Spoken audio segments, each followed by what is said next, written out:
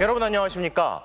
개혁신당 이준석 의원이 2022년 지방선거를 앞두고 윤석열 대통령으로부터 특정 인물들의 공천을 부탁받았다는 사실을 폭로했습니다. 당선인 시절 윤 대통령이 국민의힘 대표였던 자신에게 특정 지역 시장부터 심지어 서울의 구청장 공천까지 언급했던 건데요. 그러면서 대통령이 자신에게 활발히 소통한 자료를 찾아봤더니 웃겨서 말도 안 나오는 것들도 많았다는 얘기까지 했습니다. 대통령의 또 다른 공천 개입 의혹에 파장이 만만찮을 것으로 보입니다. 첫 소식 지윤수 기자가 보도합니다. 해외 출장을 마친 이준석 개혁신당 의원의 새벽 귀국길에 취재진이 몰려들었습니다. 지난 2022년 5월 김영선 일을 좀 해주라던 윤석열 대통령의 통화를 전후해 명태균 씨가 이 의원과 연락을 주고받았기 때문입니다. 당시 상황을 설명하던 이 의원은 돌연 윤석열 대통령과의 대화 내용을 공개했습니다. 어느 도당위원장이 이준석이 말을 안 듣는다고 대통령에게 읍소해가지고 저한테 특정 시장 공천을 어떻게 해달라고 하신 적도 있고. 윤 대통령이 누군가의 공천을 부탁했던 건데 한 명이 아니라며 깜짝 폭로를 이어갔습니다. 서울의 어떤 구청장 공천을 또 이제 지금 있는 사람들이 경쟁력이 없으니까 주는 게 좋지 않냐 이런 말씀하신 것도 있고. 의혹이 계속되고 검찰이 자신을 조사할 거란 전망까지 나오자 과거 자료를 찾아봤다고 설명했습니다. 그러면서 웃겨서 말도 안 나온다고 했습니다. 사실 대통령께서 공천 시기에 저에게 활발하게 소통하신 기록도 다 확인해 봤습니다. 어떤 것들인지. 웃겨서 말도 안 나오는 것들도 많이 봤고요. 2022년 재보궐선거는 지방선거와 함께 치러졌는데 당시 윤 대통령이 김영선 전 의원뿐 아니라 시장, 구청장 공천에도 개입했다고 사실상 폭로한 겁니다. 다만 국회에서 취재진을 다시 만난 이 의원은 파장을 의식한 듯 폭로 수위를 다소 낮췄습니다. 최근에 있었던 그런 일련의 기준들을 보고 그러면 문제가 될 수도 있겠다는 생각하지만은 저는 할 수 있는 소통이라고 생각합니다. 또 윤 대통령의 공천 요청이 무리였기 때문에 받아들이지 않았다고 설명했습니다. 그 시도당 위원장이 오히려 문제되는 행동을 하고 있는 거고 저랑 원내대표의 뜻이 일치한다 그렇게 얘기하고 해서 그 뜻을 돌려 세웠죠. 이 의원은 명태균 씨와 주고받은 연락에 대해선 명 씨가 공천 상황을 잘못 알고 있어 분위기를 전해준 것이라고 해명했습니다. 당시 공천관리위원장인 윤상현 의원은 원칙과 기준을 따랐다고 거듭 밝혔고 대통령실은 별다른 입장을 내지 않았습니다. 야권은 일제히 검찰은 노골적인 공천 개입의 몸통을 수사하라. 대통령이 시장, 구청장 공천을 챙길 정도로 한가하냐고 비판했습니다. MBC 뉴스 지은수입니다. 이런 가운데 그동안 말로만 전해지던 김건희 여사와 명태균 씨의 텔레그램 메시지 사진도 오늘 처음 공개됐습니다. 구속기로에 놓인 명 씨가 올해 2월 국민의힘 김영선 전 의원 공천을 두고 김 여사와 나눈 대화를 변호인들을 통해 공개하는 건데요. 어떤 내용인지 보시죠. 김상훈 기자가 보도합니다. 오늘 오후 3시 반쯤 명태균 씨 변호인이 기자들에게 알린 내용입니다. 김건희 여사와 나눈 텔레그램 메시지를 제출하기 위해 9월 24일 포렌식 업체를 찾아갔고 실제 해당 메시지를 고소사건 자료로 경찰에 냈다고 했습니다. 검찰의 주요 구속영장 청구 사유인 증거인멸 의도가 없었다는 뜻입니다. 그러면서 경찰관과 나눈 문자 대화를 공개했는데 여기에 텔레그램 대화가 나옵니다. 그동안 전원으로만 돌던 김건희 여사와 명 씨와의 텔레그램이 처음으로 실물로 공개된 겁니다. 올해 4월 총선을 앞두고 창원 의창이 지역구인 김영선 전 의원의 김해갑 출마를 언급한 내용입니다. 명 씨가 여사님 말씀대로 김해갑 경선도 참여하겠다고 기사를 내지만 김영선 의원이 이길 방법이 없다며 여사님이 이 부분을 해결해 주세요라고 메시지를 보냅니다. 이에 김 여사는 단수를 주면 나 역시 좋다며 기본 전략이 경선이 돼야 하고 지금은 김영선 의원이 약체 후보들부터 만나서 포섭해 나가는 게 답이라고 답합니다. 지난 2월 명 씨의 녹음 파일과도 유사합니다.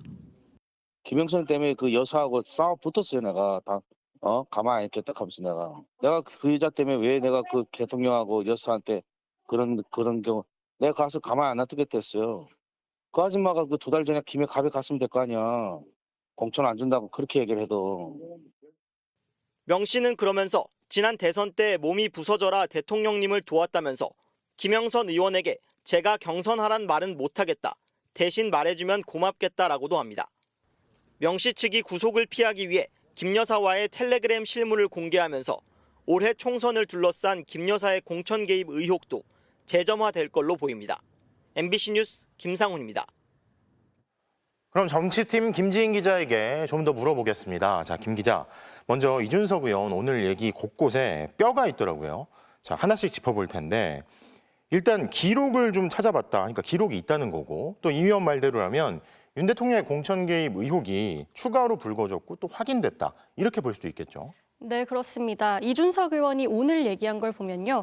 2022년 6일 지방선거 공천 당시에 윤석열 대통령이 당시 당대표였던 자신에게 소통한 기록이 있다고 했고요. 그 내용은 특정 시장 공천을 어떻게 해달라 했다. 서울의 어떤 구청장 공천은 다른 사람 주는 게 좋지 않겠냐 이런 말을 했다는 건데요. 당선인 신분으로 만약에 공천에 개입을 했다면 이건 사안에 따라서 실정법 위반이 될 수도 있습니다. 다만 이 말이 파장이 커지니까 이 의원은 아까 국회에서 기자들을 만나서 이게 죄가 될 만한 건지는 모르겠다. 공천 상의할 수 있다고 생각한다. 이렇게 조금 뒤로 물러섰습니다. 대통령 관련 추가 의혹이 나왔고 또 김건희 여사가 명태균 씨 사이에 주고받은 그 텔레그램 메시지 사진도 추가로 공개됐잖아요.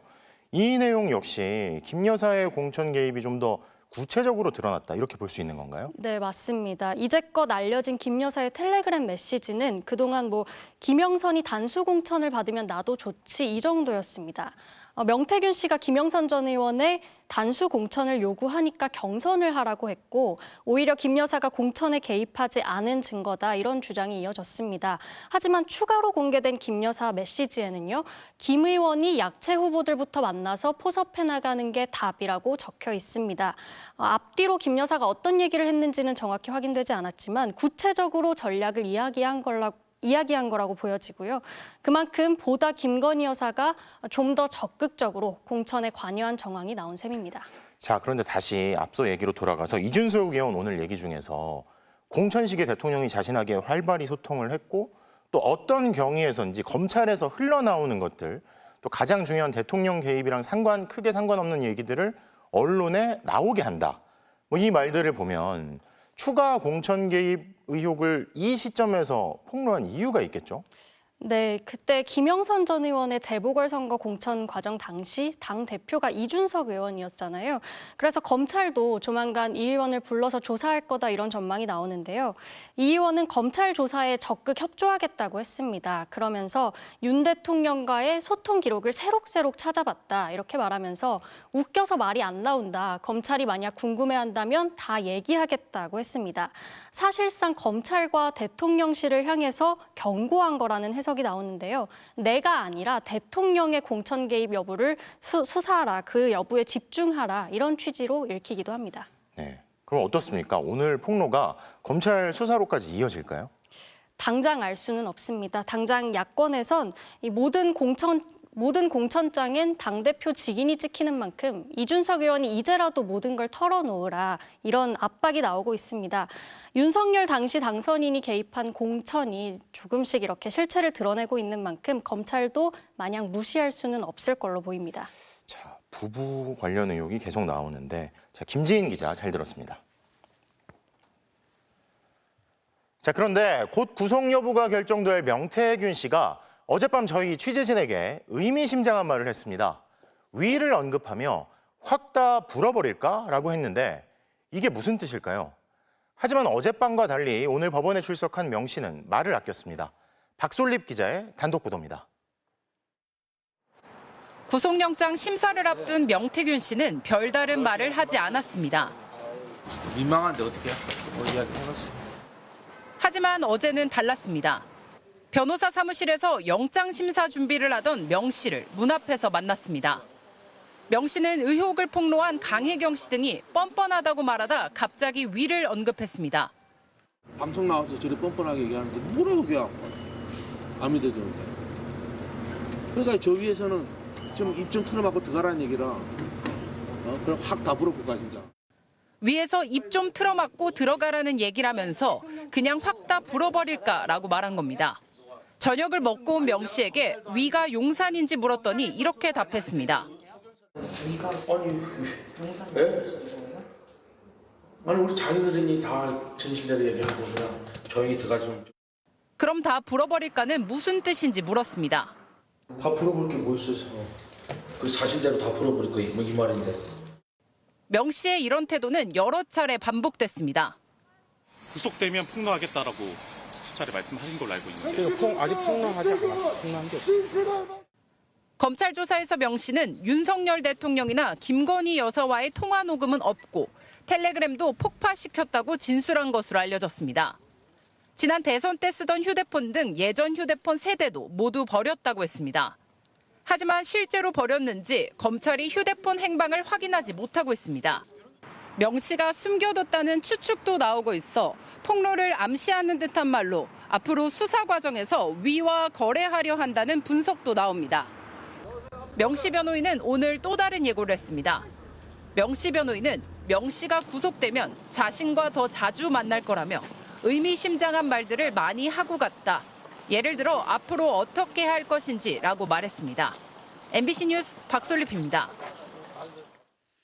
이런 가운데 명태균 씨가 이미 공개된 녹취 내용처럼 윤석열 대통령 취임식 전날 김건희 여사와도 통화했다고 검찰에 진술한 것으로 파악됐습니다.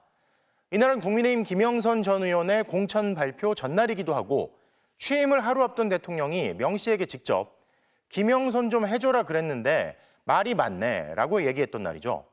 다만 명 씨는 그동안의 얘기와는 달리 공천 관련 대화는 없었다고 주장한 걸로 알려졌습니다. 조희원 기자입니다. 민주당이 공개한 윤석열 대통령과 명태균 씨의 통화입니다. 김영선 전 의원 공천 발표 하루 전입니다. 순간이에서 나한테 그거 왔길래 내가 김영선이 경선 때도 열심히 뛰었으니까 너는 김영선이 좀 해줘라 그랬는데 거기가 말이 많네. 진짜 평생을 잊지 않겠습니다. 고맙습니다. 예.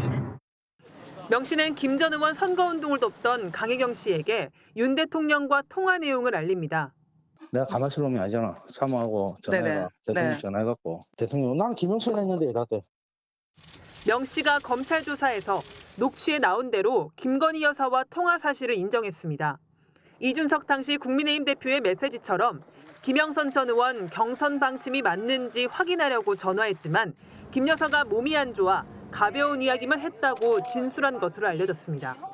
명 씨가 그동안 주변에 했던 말과는 다릅니다. 명 씨는 김 여사로부터 당시 공천관리위원장이었던 윤상현 의원에게 전화했다는 말을 들었다고 주장했습니다. 바로 끊자마자 만나러 전화 왔어.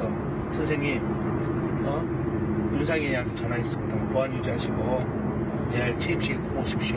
이렇게 전화 끊은 거야. 명 씨가 그동안 했던 말과 최근 검찰 조사에서 한 진술, 둘 중 하나는 거짓말인 셈입니다. 검찰은 명 씨와 윤 대통령, 김 여사의 통화 기록은 보존기한 1년이 지나 확보하지 못한 것으로 알려졌습니다.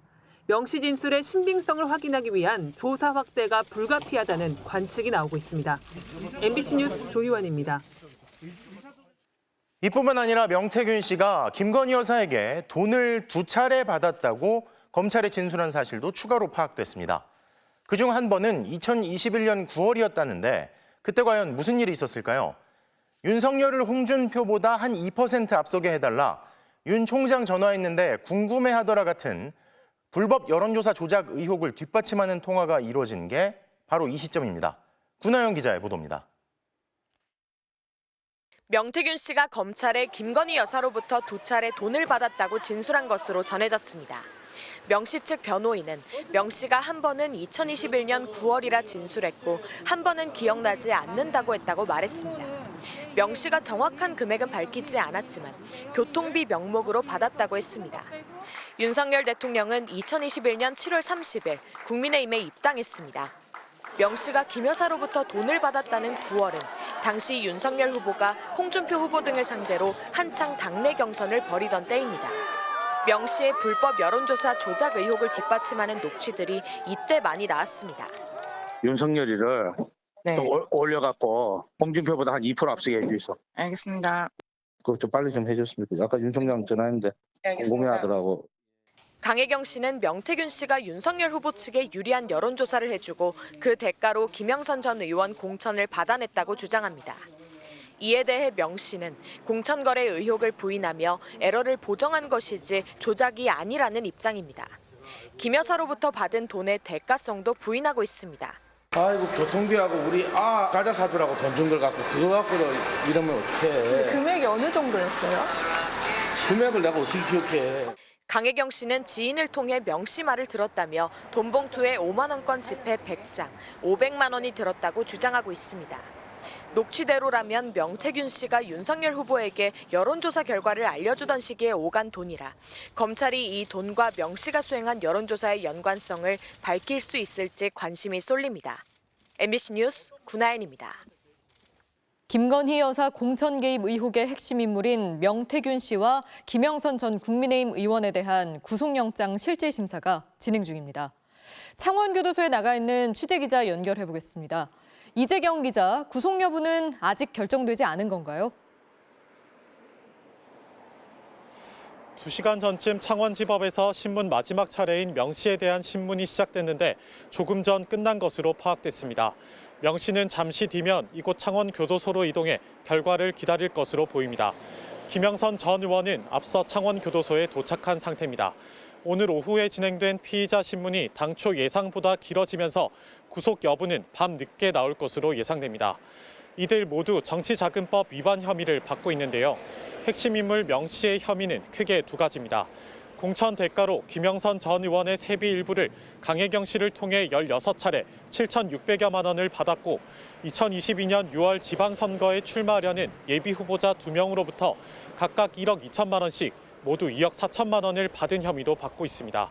검찰은 범죄가 중대한 데다 명 씨가 휴대전화를 자주 바꾸고 없애는 등 증거인멸의 우려가 있다고 설명했습니다. 명 씨 측 변호인단은 20쪽 분량의 의견서를 통해 검찰 측 주장을 반박했습니다. 김 전 의원으로부터 받은 돈은 정치 자금이 아니라 회계 책임자였던 강혜경 씨에게 빌려준 돈을 받은 것뿐이고 예비 후보자 2명으로부터는 아예 돈을 받은 사실이 없다고 설명했습니다. 휴대전화도 낡아 보관할 필요가 없어 폐기한 것일 뿐 증거인멸도 아니며 무릎 수술도 받아 도주할 우려도 없다고 강조했습니다. 다시 말해 다툼의 여지가 많은 만큼 방어권을 보장해 불구속 상태에서 수사를 받게 해달라는 것입니다. 김영선 전 의원은 자신의 세비가 강혜경 씨를 통해 명 씨에게 전달됐다고 해서 자신이 명 씨에게 돈을 준 것이라고 단정 지을 수는 없다는 취지로 설명하며 정치적인 구속영장이라고 주장했습니다. 들어보시죠. 이 구속영장은 언론인 여러분들이 너무나 검찰을 흔드니까 그런 어떤 정치적인 언론적인 그런 구속영장이 아닌가 싶습니다. 성실하게 소명하고 나오겠습니다. 명 씨의 구속 여부에 따라 영장에 적시되지 않은 대통령의 공천 개입 의혹 등에 대한 수사 방향과 속도 등이 결정될 것으로 보입니다. 지금까지 창원교도소 앞에서 MBC 뉴스 이재경입니다. 공천을 바라고 명태균 씨에게 돈을 건넨 혐의를 받고 있는 지방선거 예비 후보 2명에 대해서도 구속심사가 진행되고 있습니다. 이들은 지난 대선 당시 윤석열 후보 캠프의 민생안전특별본부 직함을 받았다는 공통점이 있는데요. 비슷한 방식으로 명 씨에게 돈을 건넨 사람이 적어도 8명 더 있다는 추가 폭로가 나왔습니다. 이어서 유서영 기자입니다. 외투로 머리까지 푹 뒤집어 쓴 사람이 변호사 팔짱을 낀 채 법원으로 빠르게 걸어가고 마스크를 쓴 사람이 뒤따릅니다. 공천을 노리고 명태균 씨 등에게 각각 1억 2천만 원씩을 건넨 혐의를 받고 있는 지난 2022년 지방선거 국민의힘 예비후보들입니다. 1억 2천만 원 공천 바르고 건네신 거 맞아요? 이들의 공통 분모는 윤석열 당시 대선 후보 캠프에 마련된 민생안전특별본부. 2021년 10월 김영선 전 의원이 전국 본부장을 맡았고 예비후보 2명은 각각 지역 본부장 자리에 앉았습니다. 검찰은 명 씨가 대통령 부부와의 친분을 과시하고 김 전 의원을 앞세워 공천을 받아줄 수 있을 것처럼 해서 이들로부터 돈을 받았다고 보고 있습니다. 강혜경 씨는 이런 식으로 명 씨에게 돈을 건넨 이들이 적어도 8명이 더 있다고 주장했습니다. 여론조사라 하면 금액이 어느 정도 이게 한계가 있는데 네. 이 금액보다 더 많이 주셨고 이분들도 약간 이제 내가 공천을 받을 수 있겠지라는 이제 기대감에. 강 씨는 다만 8명 모두 결과적으로 공천을 받지 못해 일부는 명 씨 소유로 의심받는 여론조사업체 미래한국연구소에 찾아와 항의하기도 했다고 했습니다. 명 씨 측은 재판부에 의견서를 내고 예비 후보자들로부터 돈을 받은 혐의를 전면 부인했습니다. 예비 후보자 한 명은 혐의를 일부 인정한 걸로 알려졌습니다. 강 씨는 예비 후보자들이 낸 돈이 윤석열 후보 측 여론조사 비용으로도 흘러갔다고 주장하고 있어 이 부분에 대한 규명이 필요해 보입니다. MBC 뉴스 유서영입니다. 어제 뉴스데스크는 윤석열 대통령이 미국 대선보다 한참 앞선 지난 8월부터 군 골프장을 다녔다는 내부자 증언을 전해드렸는데요. 계속 보도 이어갑니다. 윤 대통령이 군 골프장을 찾은 것으로 지목된 10월 중순 주말, 국방부가 북한의 무인기 협박을 이유로 군 관계자들에게는 주말 골프 자제령을 내렸던 것으로 확인됐습니다. 야당은 폭로와 공세를 이어갔고 정부와 여당은 군 통수권자가 군 골프장을 찾는 게 뭐가 문제냐고 엄호했습니다. 정상빈 기자의 단독 보도입니다. 지난 10월 11일 금요일 저녁 국방부 산하 군 골프장을 예약한 군 관계자들에게 문자 메시지가 발송됐습니다. 장성 및 고위 공무원, 국직 부대장, 즉 국방부 직할 부대장들은 주말 골프를 자제하라는 내용이었습니다. 당시 북한이 우리나라가 평양에 무인기를 침투시켰다며 보복을 예고한 상황이었습니다. 그런데 군 소속 태릉골프장 관계자는 다음 날인 10월 12일 토요일 윤 대통령이 2시쯤 골프장을 찾았다고 증언했습니다. 10월 12일 날은 며칠 전에 저희한테 얘기가 왔어요. 그날은 며칠 전에 저희한테 통보를 해서 미리 다 준비를 했어요. 장성들에게 골프를 금지할 정도로 안보가 위중한 상황이었습니다. 정작 군 통수권자인 윤석열 대통령은 한가롭게 태릉 골프장에서 골프를 쳤습니다. 더불어민주당은 태릉골프장 관계자가 MBC에 증언한 5번을 포함해 윤 대통령이 군 골프장을 7차례 방문했다고 지목했습니다. 총 7건이에요. 8월 24일, 8월 31일, 9월 7일, 9월 28일, 10월 12일, 11월 2일, 11월 9일 맞죠? 구체적인 예약 내역들을 확보해 확인해 보니 9월 7일 남수원 골프장 7분 간격인 예약 시간대 중 백두 코스의 마지막 예약 시간 2자리가 비어 있습니다. 11월 9일 태릉 골프장 12시 반경부터 30분가량 화랑 코스 예약이 비어 있습니다. 여당은 윤 대통령의 골프 연습은 트럼프 미국 대통령 당선인과의 소통을 위한 것이라고 엄호했습니다. 윤 대통령께서 골프를 연습하는 것은 즐기는 것이 아닙니다. 미국 대선 전 골프를 친 정황에 대해선 미리 예견해 연습했다고 설명했어야 한다는 여당 지휘부 발언이 나왔습니다. 대통령실은 군 통수권자가 군 시설을 쓰는 건 아무 문제가 없다고 밝혔지만 거짓 해명 논란에 대한 언급은 없었습니다.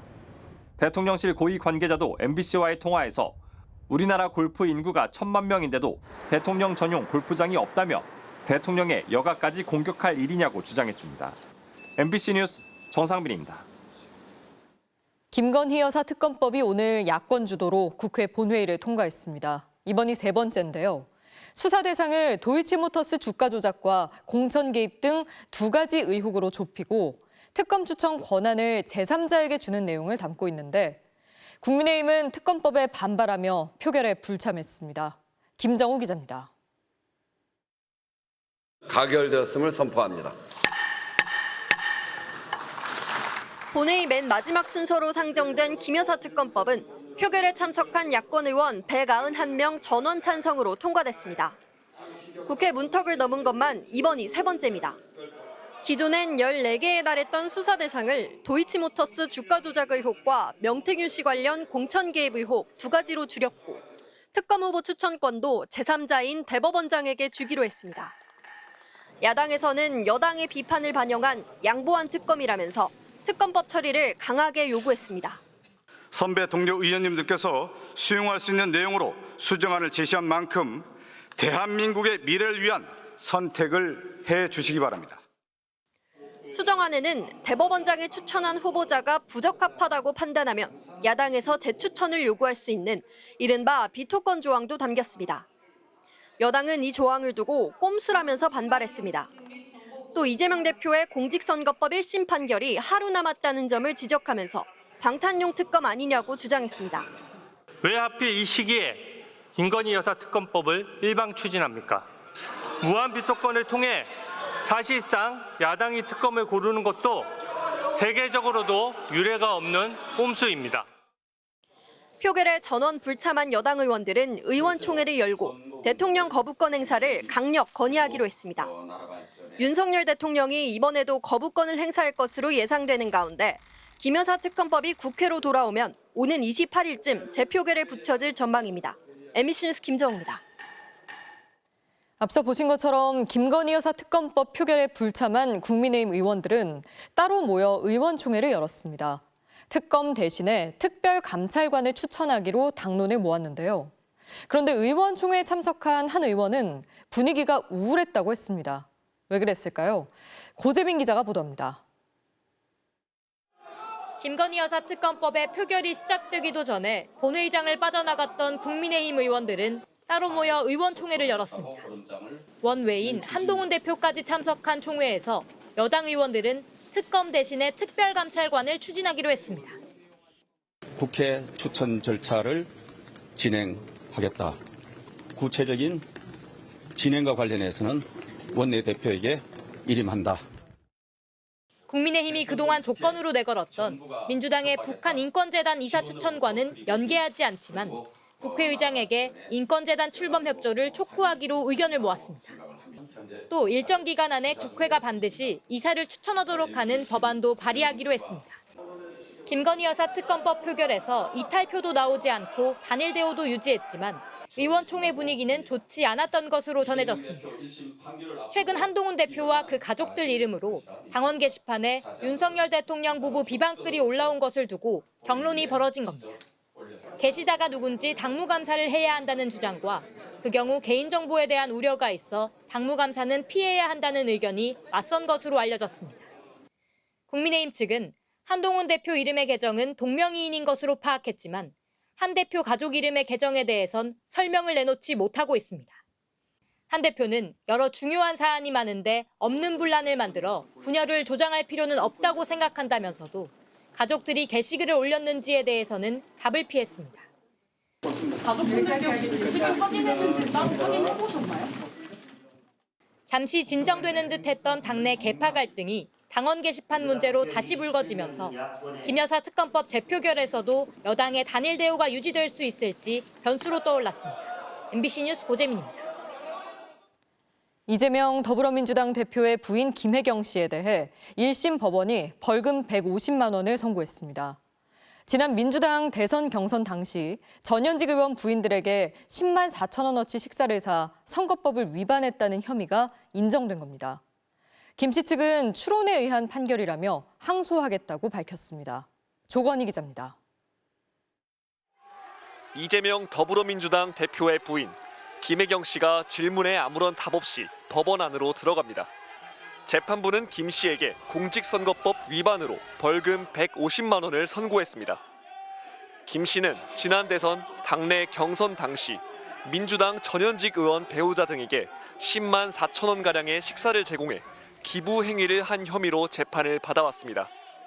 당시 밥값은 수행비서인 배모 씨가 경기도 법인카드로 결제했습니다.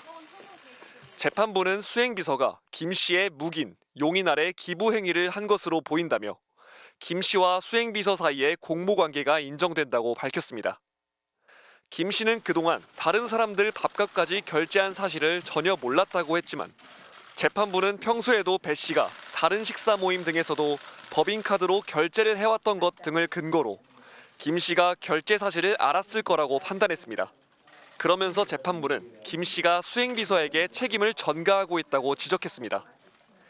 다만 제공한 금품이 적고 선거에 직접적 영향을 미쳤다고 보이지 않는다며 검찰이 구형한 벌금 300만 원보다는 낮은 처벌을 내렸습니다. 김 씨 측은 선고 결과를 모두 인정할 수 없다며 항소하겠다고 밝혔습니다. 재판부도 인정했다시피 직접적인 증거는 어디에도 없습니다. 추론에 의한, 추측에 의한 유죄 판결이 아닌가. 이재명 민주당 대표는 재판 전 SNS에 대선 패배 후 보복으로 장기간 먼지 털기 끝에 아내가 희생제물이 됐다고 밝힌 데 이어 선고 결과에 대해선 매우 아쉽다는 입장을 밝혔습니다. 국민의힘은 사필 규정이라며 경기도 법인카드 사적 유용 전모를 밝혀야 한다며 이재명 대표를 향해 공세 수위를 높였습니다. MBC 뉴스 조건입니다. 윤석열 대통령 퇴진을 촉구하는 대학 교수들의 시국 선언이 전국으로 번지고 있습니다. 오늘은 고려대와 국민대 교수들이 권력을 사유화하고 민주공화국의 근간을 뒤흔들고 있는 윤 대통령은 국정 파탄의 책임을 지고 물러나라고 밝혔는데요. 부산과 울산, 경남에서도 교수와 학자 600여 명이 시국 선언에 합류했습니다. 이지은 기자입니다.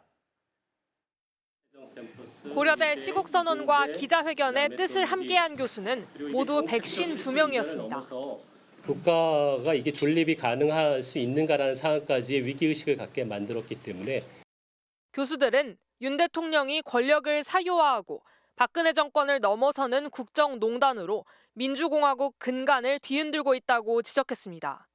현 정부가 굴욕적인 대일 외교를 지속하는가 하면 반국가 세력이라는 시대착오적 용어로 국민을 몰아세우고 검찰을 동원해 반대 세력을 탄압하고 언론을 장악하려고 했다며 조목조목 퇴진이 필요한 이유를 밝혔습니다. 김건희 여사의 박사 논문 표절 논란이 일었던 국민대학교 교수들도 윤 대통령이 국정 파탄을 책임지고 물러나라고 촉구했습니다. 전쟁 위기가 한반도를 엄습하고 의료대란 공포가 주변을 맴돈다며 대통령은 이를 해결하기는커녕 악화시켜 대통령이 아무것도 하지 말았으면 좋겠다는 말까지 나오는 지경이라고 꼬집었습니다. 최근 대통령의 대국민 담화를 보며 신락 같은 희망마저 접고 국민으로서 참을 수 없는 모욕감을 느꼈다고 토로했습니다. 김건희 씨의 논문과 관련해서 국민대에서 침묵하는 것들에 대해서 많은 교수님들이 자괴감을 느끼고 이번 계기를 통해서 그런 교수님들의 의견이 적극 반영된 게 아닌가. 현 정부 지지세가 강한 부산과 울산, 경남에서도 교수, 연구자 652명이 모여 대통령 사퇴를 촉구하는 시국선언을 발표했습니다. 권위라고는 찾아볼 수 없는 누더기 권위, 그것조차 아닌 이 벌거벗은 권위, 이런 벌거벗은 권위조차도 아주 무도하게 자의적으로 행사하고 있다고. 전남대에선 학생들이 시국선언에 나서는 등 대통령 퇴진을 촉구하는 대학가 목소리는 전국적으로 확산하고 있습니다. MBC 뉴스 이지은입니다. 김건희 여사의 탁월한 역량을 살리게 하는 게 국익에 도움이 될 것이다. 광복절 행사에서 광복 회장에게 막말을 해 항의를 받았던 김의환 뉴욕 총영사가 갑자기 사퇴하겠다며 남긴 입장문에 담긴 내용입니다. 여러 논란에 휩싸이고 소위 김건희 여사 라인이라는 의혹까지 받았지만 꿈쩍도 않던 인사의 갑작스런 사퇴 배경에 관심이 쏠리고 있습니다. 뉴욕 임경아 특파원입니다. 김의환 뉴욕 총영사는 지난 광복절 행사에서 문제 발언을 쏟아냈습니다. 말 같지도 않는 기념사를 들으면서 제가 이 자리에 지금 앉아 있어야 되는 생각이 있습니다. 북한 공산 세력과 대한민국 내부의 종북 좌파 세력들을 분쇄해내는 것입니다. 이후 열린 국정감사에서 여야 의원들의 지적이 이어졌지만 총영사 태도는 당당했습니다. 특임은 비교적 잘하죠. 부적절한 운행에 대해서 사과할 의미 없죠? 없습니다. 부적절하다고 생각한 적이 없습니다. 김 총영사가 김건희 여사 덕에 자리를 꿰찼다는 의혹도 불거졌습니다. 더불어민주당 한정혜 의원은 김 총영사가 조직한 모임에 김건희 여사가 2010년 팀장 자격으로 참여했고 이 인연으로 총영사 자리에 올랐다고 주장했습니다. 대통령의 부인과 친하다는 이유만으로 함께 일했다는 이유만으로 뽑혀 들어가고 핵심이 되고 어떤 말을 해도 잘리지도 아니하고 해임되지도 않고 그동안 야당의 이딴 해임 요구에도 버티던 김 총영사가 임기를 1년 남긴 지난달 말 돌연 외교부에 사표를 제출한 것으로 최근 확인됐습니다. 그동안 사실과 다른 보도가 계속돼 곤혹스러웠다고 사퇴 배경을 설명하면서 김건희 여사 덕이라는 야당의 주장은 소설이라고 일축했습니다. 아트 쪽에 좀 이렇게 같이 좀 공부도 하고 싶고 해서 몇 번 모임에 초대를 했죠. 내가 2017년 10월에 날 그러고 이제 뉴욕에 왔어요, 유엔에. 네. 그러니까 1년 정도? 예, 사실 1년이 채 안 되네요, 만나는 게. 앞서 지난달 한동훈 국민의힘 대표는 이른바 김건희 여사 라인에 대한 인적 쇄신을 요구한 바 있어 이번 총영사의 갑작스러운 사태와 관련이 있는지 주목되고 있습니다. 뉴욕에서 MBC 뉴스 임경아입니다. 대장주 삼성전자 주가가 4년 5개월 만에 4만 원대로 내려앉고 시총 2위인 SK하이닉스도 오늘 5.4% 넘게 하락했습니다. 당국의 구두 개입에도 환율은 1,400원대에서 더 떨어지지 않고 있습니다. 개미들의 성토가 이어지고 환율에 민감한 업계에선 불안감을 호소하고 있습니다. 김건휘 기자입니다. 우려가 현실이 됐습니다. 외국인이 쏟아낸 삼성전자는 49,900원에 거래를 마쳤습니다. 4년 5개월 만에 4만전자로 내려앉았고 시가총액도 300조 원 아래로 떨어졌습니다. SK하이닉스도 5% 넘게 하락했습니다. 반도체 증시 하락에 1,400원대 환율까지 곳곳에서 경고음이 울리자 당국은 이른바 구두 개입에 나섰습니다. 외환시장 변동성이 과도하게 확대되면 안정 조치를 신속히 시행하라고 당부한 겁니다. 미국 신정부 출범을 계기로 대외 불확실성이라는 새로운 파도가 밀려오고 있습니다. 환율 급등의 직격탄을 맞는 곳은 원재료를 수입에 의존하는 업체들입니다.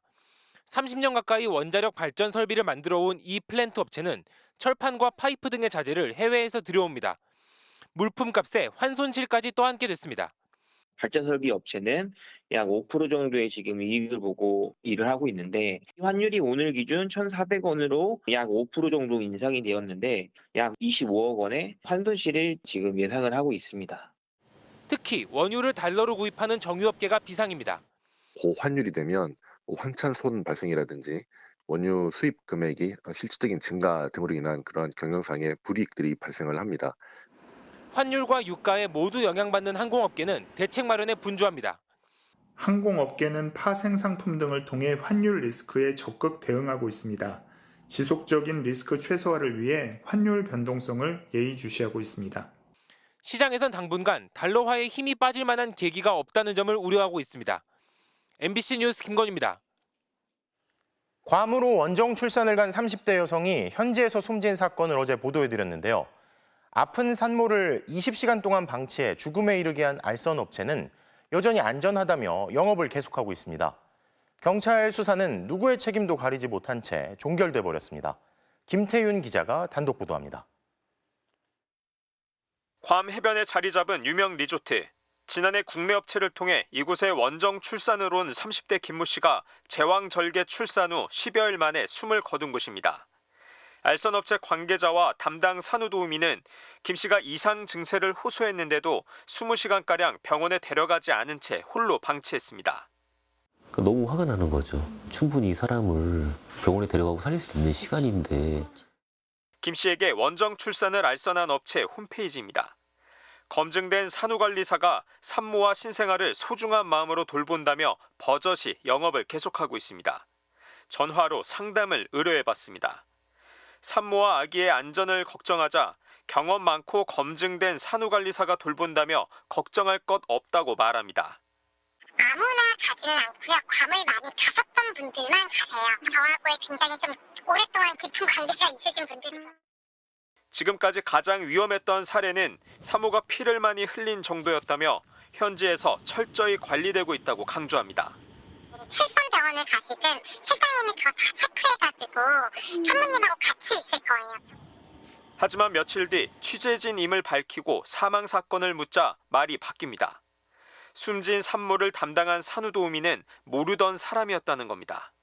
우선은 저는 그 씨가 누군지 몰라요. 저랑 그래도 같이 10몇 년을 일하신 분이 해주신 소개라.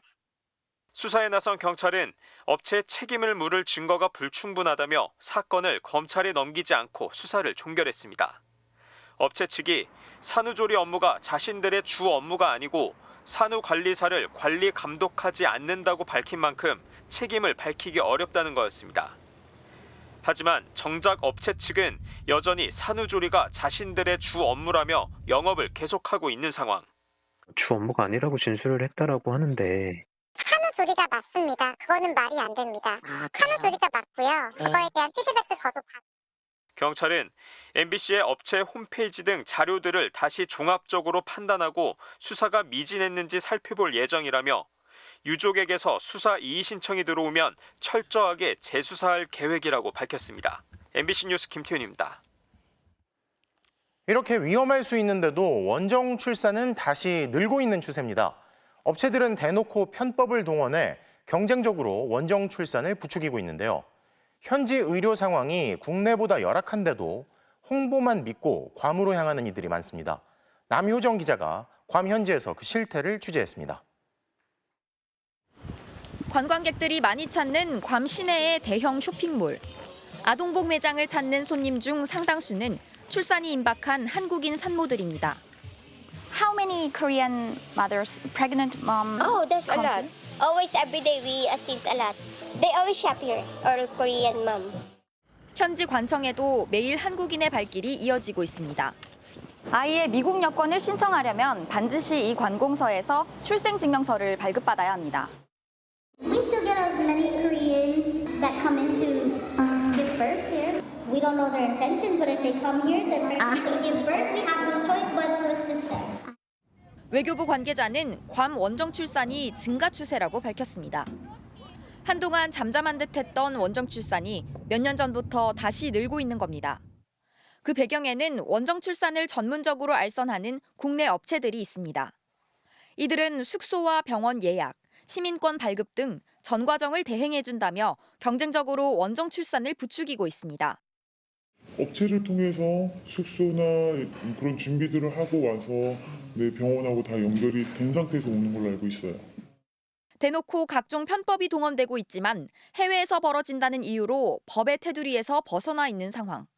사실 불법은 하나도 없습니다. 복지주의를 이용한 편법이라고 보시면 될 것 같고요. 병원비와 체류비 등을 합쳐 내야 하는 비용은 최대 4천만 원가량. 갈수록 팍팍한 국내 청년들의 현실을 보며 아이의 미래에 불안을 느낀 부부들은 적잖은 비용에도 알선 업체들을 찾고 있습니다. 너무 갈등도 많고 경쟁도 심하고 하니까 오히려 여기서 나와서 아이의 인생에 있어서 옵션을 주면 좋지. 문제는 낯선 해외 병원에서의 출산이 위험할 수 있다는 겁니다. 괌에 있는 유일한 공립종합병원입니다. 한국 산모들은 이곳에서 출산을 하고 수술도 받습니다. Do the Korean mothers come here? Give birth here? A lot. Plenty. 괌의 의료 상황은 국내에 비해 열악하다는 게 현지 교민들의 설명입니다. 여기 사는 사람들의 가장 큰 걱정 중에 하나는 크게 내가 아팠을 경우 적절한 치료를 받지 못한다. 여기에 의료 수준에 대한 불신이 있기 때문에. 업체들의 장밋빛 홍보만 믿고 섣불리 원정 출산에 나선다면 아이의 미래를 위한 여정이 위험한 선택이 될 수 있습니다. MBC 뉴스 남효정입니다. 오늘 2025학년도 수능 시험이 실시됐습니다. 여러 해 시험을 보는 소위 N수생이 21년 만에 가장 많았다는 올해 수능은 영역별로 어떤 난도를 보였을까요? 재은효 기자입니다. 해도 뜨기 전인 이른 아침. 예년보다 가벼운 옷차림의 수험생들이 가족과 후배들의 응원을 받으며 시험장으로 향합니다. 수능 대박! 수능 대박! 학부모들은 자녀들이 보이지 않을 때까지 자리를 뜨지 못했습니다. 그 긴 시간을 공부한 것이 참 대견스럽기도 하고 한편으로는 안쓰럽고 그렇습니다. 아주 좋은 행운이 우리 딸하고 친구한테 잘 흘러들어가서 술술 잘 풀렸으면 좋겠습니다. 한국교육과정평가원은 작년처럼 킬러 문항을 배제했고 EBS와의 연계율도 50% 정도로 적정 난이도의 문제들이 고르게 출제됐다고 밝혔습니다. 공교육 과정에서 다루는 내용만으로도 변별력을 확보할 수 있도록 출제하였습니다. 실제로 국영수 모두 지난해 수능보다 쉽고 평이했던 9월 모의평가와도 비슷했다는 분석입니다. 전체적인 난이도는 작년 수능보다 쉬운 수준으로 분석하였는데요. 6월 모의평가보다는 쉽고 그리고 9월 모의평가에 좀 가깝게 출제되었다고. 이에 따라 최상위권 수험생들의 입시 전략에 비상이 걸렸습니다. 대규모 의대 증원으로 N수생들이 21년 만에 가장 많이 응시한 만큼 고득점 수험생들 간 변별력이 떨어질 거란 우려입니다. 지난 9월 모의평가의 경우 국어와 수학 만점자가 4,000명을 넘어 내년 의대 모집 정원과 비슷했는데 이번 수능도 쉽게 나와 한두 문제 실수가 과목별 등급을 가를 수 있다는 겁니다. 다 그냥 보통에서 쉬운 정도였는데 아마 국어가 좀 쉬웠다는 애들이 많아가지고 그래서 등급 컷이 조금 걱정돼요. 다만 수학의 미적분은 지난해처럼 어려워 선택 과목에 따른 유불리가 생길 수 있다는 분석도 나왔습니다. 만점을 맞거나 가탐 영역에서 점수를 어떻게 받느냐에 따라서 최상위권은 어떤 당락이 결정될 수도 있는 상황이다. 입시 전문가들은 최상위권이나 중상위권 모두 동점자가 속출할 가능성이 높아 수학과 과학탐구 등 일부 과목의 까다로운 문항에서 명암이 갈릴 수 있다고 내다봤습니다. MBC 뉴스 재은유입니다. 배달 플랫폼과 입점업체들이 중개 수수료를 낮추기 위해 115일간 벌여온 협의체 결과가 나왔습니다. 수수료를 일부 낮추되 차등해서 적용하기로 막판 상생안에 합의했는데요. 하지만 일부 입점업체 단체들이 반발해 아예 퇴장하면서 반쪽짜리 상생안이라는 비판도 나오고 있습니다. 박진주 기자입니다. 핵심은 배달의 민족과 쿠팡이츠 등이 받는 중개 수수료를 9.8%에서 얼마나 낮추냐였습니다. 배달 플랫폼과 입점업체들이 합의한 상생 방안은 수수료를 차등해서 적용하는 겁니다. 배달앱에서 발생한 매출액을 기준으로 상위 35% 가게에는 7.8%의 중개 수수료를 부과하고 하위 20%는 2%, 그 사이의 중간 구간에 대해서는 6.8%의 수수료를 부과합니다. 수수료가 2%포인트 이상 인하되는 셈입니다. 배민과 쿠팡이츠는 바뀐 수수료율을 3년간 적용하기로 하고 내부 전산 작업이 마무리되면 내년 초부터 새 수수료율을 적용하겠다고 밝혔습니다. 입점업체 중에서 반대 의견도 있었습니다. 근데 이제 전체 위원들의 다수가 부족하지만 일단은 상생의 그 시작이 첫걸음을 일단 떼어야 될 것이다. 공익위원들은 입점업체들의 기대에 미치지 못하더라도 영세 소상공인의 부담을 더는데 도움이 될 것이라고 밝혔습니다. 하지만 입점업체를 대표해 협의체에 참여해온 4개 단체 가운데 2곳은 이 상생안에 반발해 최종 표결에 아예 불참했습니다. 115일 동안 정부 주도로 진행해온 상생협의체가 반쪽짜리 합의를 내는데 그친 셈입니다. 5%를 제시한 거고 그런데 중개안에도 미치지 않은 안을 저렇게 받아버리면은 안 되죠. 크게 도움이 안 됩니다. 합의를 그냥 강제적으로 한 거예요. 이번 합의로 정부가 배달 수수료를 법적으로 직접 규제하는 카드는 꺼내지 않을 가능성이 커졌습니다. MBC 뉴스 박진주입니다. 한 50대 여성이 덮개가 없는 맨홀 구멍에 빠져 전치 12주의 중상을 입었는데요. 맨홀을 설치한 농어촌공사와 관리권을 넘겨받은 지자체가 서로 책임을 미루면서 병원비조차 받지 못하고 있다고 합니다. 이초원 기자가 취재했습니다. 지난 9월 추석 연휴 첫날 50대 여성이 집 앞 텃밭을 가꾸다 덮개 없이 땅만 파둔 맨홀 아래로 떨어졌습니다. 사고 당시에는 이 펜스도 없었고 구멍이 수풀로 뒤덮여 있어 피해자는 미처 구멍을 발견하지 못한 채 3m가 넘는 깊이에 빠졌습니다. 피해자는 이 사고로 왼쪽 발목이 골절되는 등 전치 12주의 중상을 입었습니다. 병원에서는 6개월 후에 봐야 알겠지만 장애 나올 확률이 매우 크다라고 얘기를 하고. 맨홀을 설치한 건 한국농어촌공사입니다. 지난 1995년 사고 지점을 포함해 경지 정리를 하고 배수 시설을 설치하며 맨홀을 팠습니다.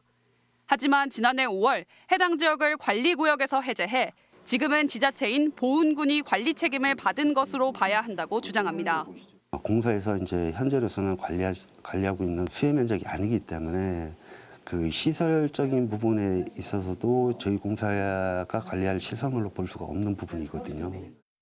반면 보은군은 농어촌공사가 해제 통보를 하지 않아 알지 못했기 때문에 관리 책임을 질 수 없다고 반박합니다.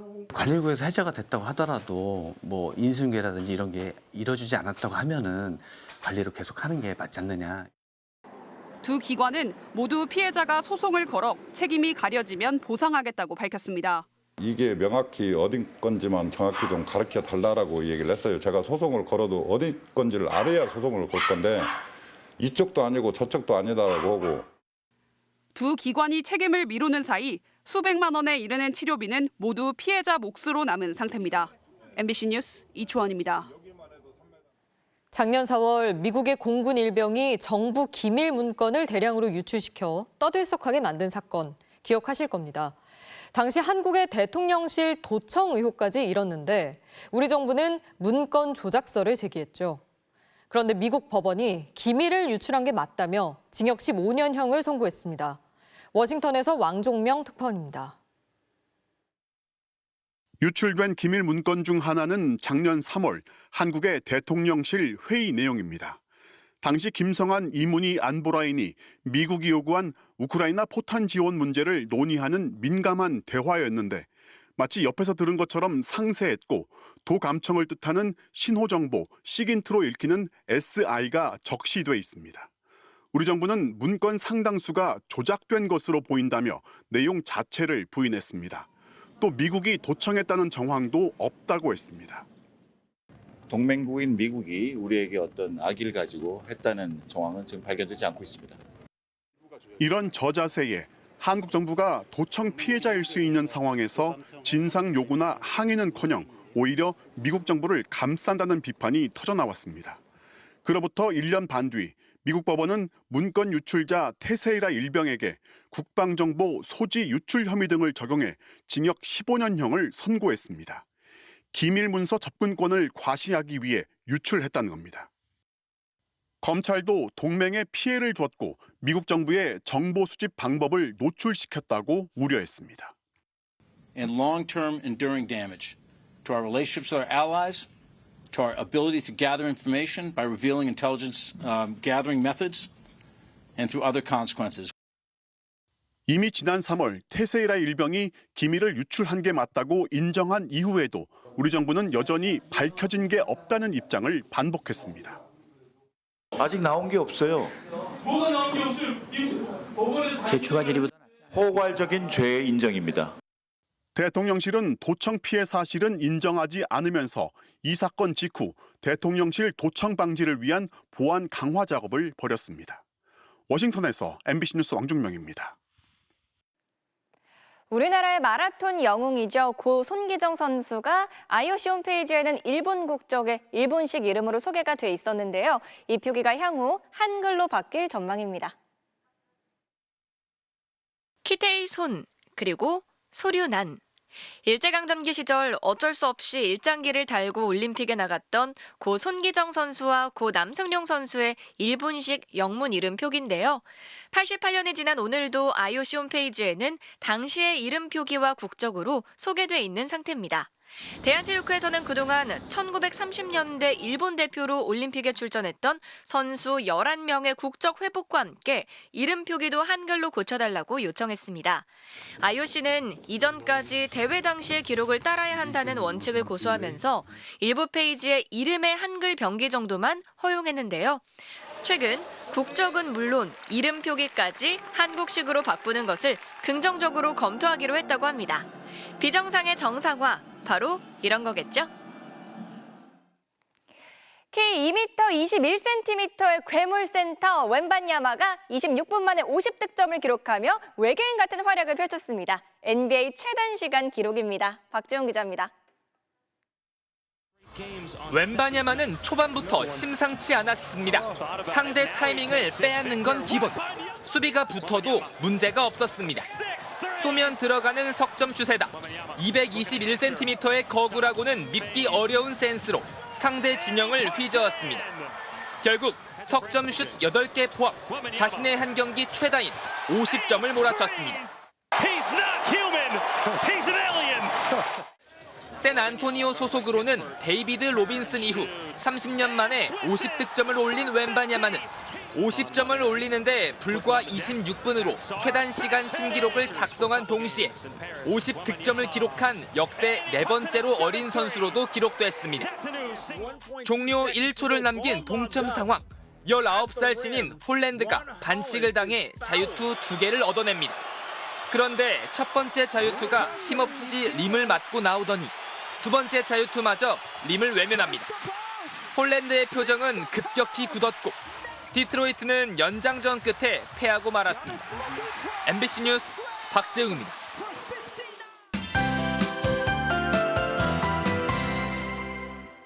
수능에 생일인 오늘 비가 와도 공기가 따뜻했습니다. 이른 아침 시험장으로 향하는 수험생들의 옷차림도 예년과는 다르게 가벼워 보이는데요. 이것은 첫 수능이 치러진 1993년부터 역대 수능 이래 아침 기온을 나타낸 겁니다. 지난 2011년 10.9도가 역대 2위였는데요. 올해는 13.2도로 역대 가장 포근했습니다. 그렇지만 긴장 속에서 시험을 치러야 했던 이 수험생들은 날씨가 마냥 따뜻하지만은 않았을 텐데요. 모쪼록 좋은 결과가 있기를 응원하겠습니다. 이러한 날씨는 주말까지 이어지겠습니다. 토요일인 모레도 서울의 아침 기온은 14도를 보이겠는데요. 주말 사이에 한 차례 비가 내린 뒤 다음 주에는 서울의 아침 기온이 영하 1도까지 뚝 떨어질 전망입니다. 추위 대비를 해주셔야겠습니다. 내일도 전국의 하늘이 흐리겠고 새벽까지 곳곳에 비가 내리겠습니다. 아침 기온은 서울 13도, 광주 14도로 오늘보다 높아지겠습니다. 낮 최고 기온은 서울과 대전 20도, 부산이 22도까지 오르겠습니다. 토요일 밤부터 중부지방에서 비가 시작되겠고 일요일에는 날이 추워지면서 강원 산지는 눈도 내릴 전망입니다. 날씨였습니다. 수험생과 가족들 모두 고생하셨단 말씀 전합니다. 목요일 뉴스데스크 마칩니다. 시청해주신 여러분 고맙습니다.